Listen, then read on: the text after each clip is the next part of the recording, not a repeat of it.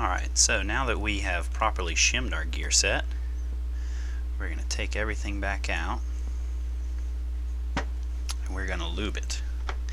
Now, in Airsoft, just like any other machine, the type and place for lubrication is determined by where the rubbing is going on, where the friction is going on, and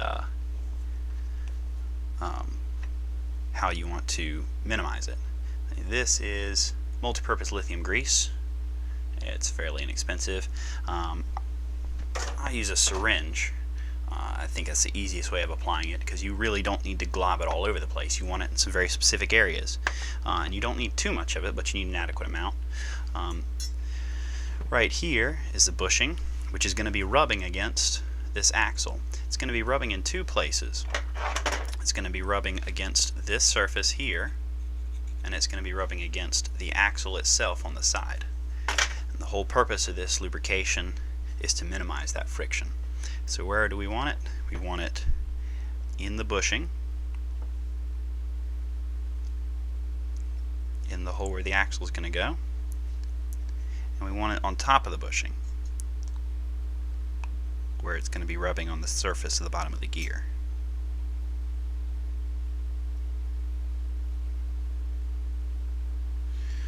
Alright,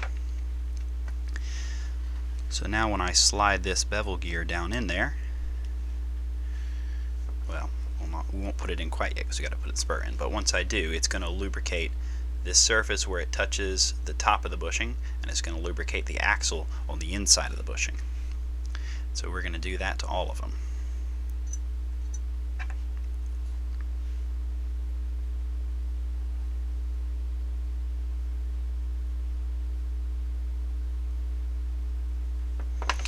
And if shimmed properly, this surface is not going to be rubbing on the gearbox shell.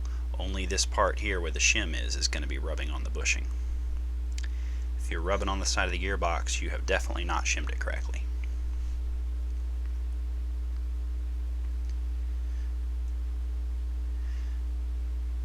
Now on the sector gear, you don't want to go too crazy with the lube, because then you're going to get it all up on the bottom of the sector gear, and it's going to get between the cutoff lever and the sector gear.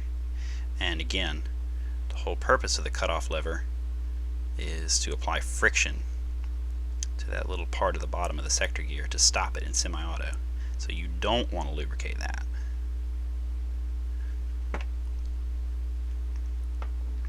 Let's see, I've still got our shim there. And you want to look from the side when you put it on so that you make sure it doesn't fall off, because a loose shim in the gearbox not only means it's no longer shimmed properly, but it can really wreak havoc, getting stuck between teeth and whatnot.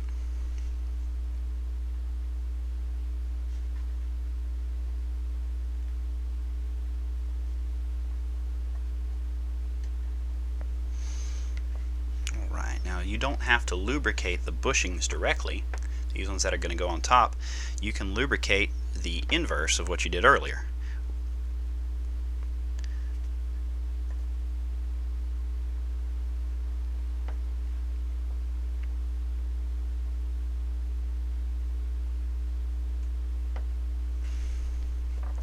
So now when I put this bushing here, it's going to be lubricated in all the right places.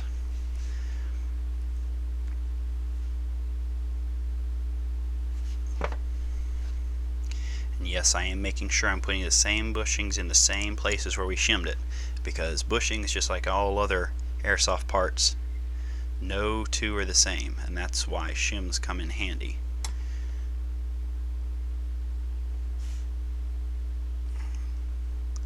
So now we have a correctly shimmed and properly lubricated gear set, and once we put the rest of the gearbox back together, these parts are already ready to go. So once you've done that, you'll want to take these out. Actually, I did this so that you could see how to properly lubricate a gear set, but really, when you're putting back a gearbox, putting a gearbox back together or together for the first time, there's no sense in applying lubrication to anything until the very end. But since we were doing shimming, I figured I'd go ahead and do lubrication of the gears. But that's how you do it.